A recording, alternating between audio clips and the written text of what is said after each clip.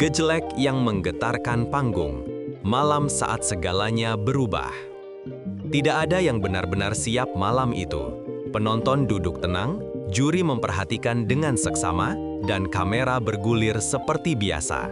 Namun ketika Fallen melangkah ke panggung, sesuatu terasa berbeda. Ia tidak hanya tampil, ia menggetarkan seluruh ruangan. Satu kata bergema dari bibir para penggemar, gejlek. Apa arti dari gejlek? Secara harfiah, tidak ada.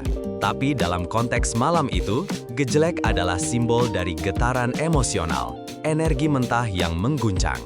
Musik yang ia bawakan tidak hanya terdengar, tapi terasa hingga ke dada. Dan saat beat berpadu dengan ekspresi wajahnya, publik tahu ini bukan penampilan biasa. Namun, di balik panggung ada lebih dari sekadar nada. Ada desas-desus yang mulai mencuat. Fallen sedang tidak ditemani coachnya, sebuah kekosongan yang mencurigakan. Tapi anehnya, ia tampil lebih kuat, lebih matang, dan lebih hidup. Apa yang mendorong transformasi ini? Apa yang membuat Fallen tampak seperti telah melewati malam-malam penuh renungan dan latihan rahasia? Kita belum tahu jawabannya. Tapi satu hal pasti, malam itu segalanya berubah. Talenta yang tak biasa, bukan sekadar peserta biasa. Fallen bukan tipikal peserta yang hanya bersandar pada suara. Ia memiliki kelebihan yang jarang terlihat di panggung kompetisi besar, kemahiran memainkan alat musik. Keyboard menjadi senjatanya, dan dari sanalah segalanya bermula. Ia bisa menggali melodi sendiri, tanpa bergantung sepenuhnya pada arahan pelatih. Dalam sebuah kompetisi yang biasanya diwarnai oleh tekanan dan ketergantungan, kemandirian Fallen menonjol. Ia tidak sekedar menyanyikan lagu yang diberikan. Ia mengulik, membongkar, menyusun ulang. Ia membentuk versi yang mencerminkan hatinya.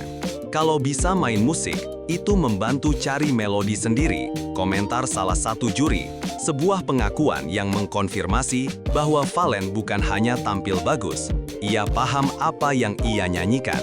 Namun di balik kemampuannya itu, ada rasa hampa. Coachnya tak terlihat di malam penting itu. Apakah ini ujian? Atau tanda pergeseran strategi di balik layar? Pertanyaan itu belum terjawab. Tapi satu fakta tak terbantahkan, Fallen membuktikan dirinya bukan sekadar kontestan. Ia adalah seniman, coach yang hilang, malam krusial tanpa pendamping. Ada sesuatu yang ganjil. Biasanya, malam penampilan adalah saat di mana peserta tampil dengan dukungan penuh coach mereka. Tapi tidak malam itu. Coach Fallen absen, tak terlihat di kursi belakang panggung, tak terdengar suaranya memberi semangat di belakang layar. Awalnya, tidak banyak yang menyadari, fokus penonton sepenuhnya tertuju pada panggung dan penampilan memukau Fallen. Tapi perlahan, percakapan di belakang kamera mulai berubah arah. Kok coachnya nggak ada ya? Bisik salah satu host. Ketidakadilan itu menimbulkan spekulasi. Apakah ini bagian dari strategi? Ataukah ada konflik yang sedang disembunyikan dari publik? Dalam dunia kompetisi, keputusan sekecil apapun bisa berdampak besar. Dan ketika seorang peserta tampil luar biasa tanpa dukungan langsung dari pembimbingnya, pertanyaan tak terhindarkan. Apakah Fallen sedang membuktikan sesuatu? Beberapa komentar mengarah pada Mila, sosok yang belakangan ini sering terlihat di dekat Fallen. Apakah dia yang kini mengambil alih peran sebagai penyemangat? Kisah ini belum selesai, karena saat satu pintu tertutup, satu pintu lain terbuka, dan di baliknya ada Mila. Mila, kerudung putih dan tatapan yang tertangkap kamera. Di antara kilauan lampu panggung dan riuhnya sorak penonton, satu sosok mencuri perhatian kamera. Bukan karena berdiri di atas panggung, tetapi karena caranya melihat. Mila mengenakan kerudung putih malam itu, hadir bukan sebagai peserta, bukan sebagai coach, tapi sebagai sesuatu yang lebih sulit dijelaskan. Sorotan kamera tidak pernah bohong. Saat Fallen sedang latihan, Mila melintas. Bukan sekedar lewat, ia berhenti, diam, menoleh, dan seolah waktu ikut melambat. Tatapan itu terekam, kamera menangkapnya, dan penonton pun bertanya, apa makna di balik isyarat diam itu? Kerudung putih, simbol kesederhanaan, kemurnian, atau mungkin pernyataan halus. Entah disengaja atau tidak, Perpaduan visual antara Valen yang sedang mencurahkan jiwa ke dalam nada dan Mila yang memperhatikan dalam diam menjadi fragmen cerita yang sulit diabaikan. Para host mulai berspekulasi, beberapa menyebutnya kode, yang lain menyebutnya penguat emosional. Kisah ini belum selesai, karena saat satu pintu tertutup, satu pintu lain terbuka, dan di baliknya ada Mila. Namun, sebagian besar sepakat kehadiran Mila bukanlah kebetulan. Ada sesuatu yang lebih besar di balik diamnya itu. Dan publik pun mulai memperhatikan. Lebih dari sekedar musik, mereka mulai mencari cerita di balik panggung. Kode yang tersirat saat Mila berhenti melangkah. Dia berhenti. Dua kata itu memicu serangkaian spekulasi. Saat rekaman latihan diputar ulang, satu momen kecil menjadi titik fokus semua mata. Mila yang seharusnya hanya lewat, justru berhenti. Tidak ada panggilan, tidak ada instruksi, tapi ia berhenti, menoleh, dan berdiri sejenak sebelum akhirnya dipanggil. Di dunia kompetisi yang padat aturan, gerakan sekecil ini bisa berarti banyak. Para pengamat tajam menyebutnya kode emosional. Sebuah komunikasi diam yang hanya bisa dimengerti oleh dua orang yang berbagi ikatan tak terlihat. Valen terlihat sedikit terganggu. Senyumnya terbit seketika saat melihat Mila.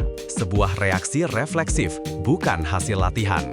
Penonton melihat itu sebagai petunjuk bahwa ada sesuatu yang menyemangati Valen dan bukan hanya ambisi. Namun, ini adalah wilayah yang berbahaya. Romantika di tengah kompetisi bisa menjadi pisau bermata dua. Beberapa penonton mulai bertanya-tanya, apakah ini membantu fokus Valen atau sebaliknya membuatnya semakin rentan? Yang jelas, Mila telah memberi tanda, bukan dengan kata-kata, tapi dengan diam yang menyimpan makna. Dan bagi Valen, itu cukup. Ketika lagu menjadi surat cinta tanpa kata. Malam itu, Valen tidak hanya menyanyikan lagu. Ia menyampaikannya seperti pesan rahasia. Seolah setiap notasi, setiap jeda, setiap lengkungan nada adalah bentuk komunikasi yang tidak bisa ia sampaikan dengan ucapan. Karena Valen telah menggejelek-gejelek hatiku, ucap seorang host dengan senyum penuh arti. Kalimat itu mencerminkan apa yang dirasakan banyak orang. Lagu yang dibawakan Valen malam itu bukan sekedar karya musik, itu adalah surat cinta yang tidak pernah ditulis. Gejelek, istilah yang diciptakan sendiri, yang berarti apapun yang terasa saat hati diguncang oleh sesuatu yang tidak bisa dijelaskan. Mungkin oleh perasaan, mungkin oleh kehadiran seseorang. Dan publik tahu siapa yang ada di pikirannya, Mila. Yang menarik, Valen tidak pernah menyebut namanya, tidak pernah menyatakan apa-apa. Tapi ekspresinya, pilihan nadanya, cara ia membiarkan momen diam setelah ref mengambang di udara, semua terasa seperti pesan tersembunyi. Jika ada cara untuk menyampaikan cinta secara tidak langsung, maka malam itu, Valen telah melakukannya. Kenangan lucu dan asal mula chemistry. Tak banyak yang tahu, tapi hubungan antara Valen dan Mila ternyata telah dimulai jauh sebelum panggung besar ini. Sebuah kisah ringan namun menggugah muncul dari balik layar. Mila pertama kali tertarik pada Valen saat ia menjadi figuran dalam video klip. Sebagai tuyul. Ya, tuyul. Kisah yang terdengar seperti lelucon itu nyatanya menjadi awal dari sesuatu yang lebih dalam. Mila mengaku telah melihat video itu dan menyimpannya di ingatan. Lucu? Mungkin. Tapi dari situlah chemistry itu tumbuh. Bukan dari pujian, bukan dari status, tapi dari momen manusiawi yang aneh, jujur, dan tak disengaja. Dan ketika dua orang berbagi tawa dari masa lalu yang aneh, ikatan itu terasa lebih tulus. Penonton mulai menyadari bahwa cerita Valen dan Mila bukanlah settingan kompetisi. Ada benih yang telah ditanam sejak lama, dan kini, di tengah gemerlap panggung, benih itu mulai tumbuh. Tapi seperti kisah apapun yang indah, selalu ada ancaman. Apakah kedekatan ini akan mengalihkan fokus, atau justru memperkuat langkah mereka? Jawabannya masih belum jelas. Cemburu terselubung, Coach versus Mila. Malam itu, tak hanya penonton yang memperhatikan chemistry Valen dan Mila. Para host pun mulai mengajukan pertanyaan yang tidak biasa. Kenapa kamu bantuin gendong? Bukannya kamu coachnya? Sebuah kalimat sederhana yang meningkap dinamika yang lebih dalam. Coach Valen memang tidak hadir malam itu, namun perannya seperti digantikan oleh sosok lain, Mila. Dari pemberian minuman tradisional, perhatian kecil, hingga sekadar kehadiran yang tenang di dekat Valen, Mila melakukan semua yang biasanya dilakukan seorang coach. Tapi dia bukan pelatih, dia adalah sesuatu yang lain.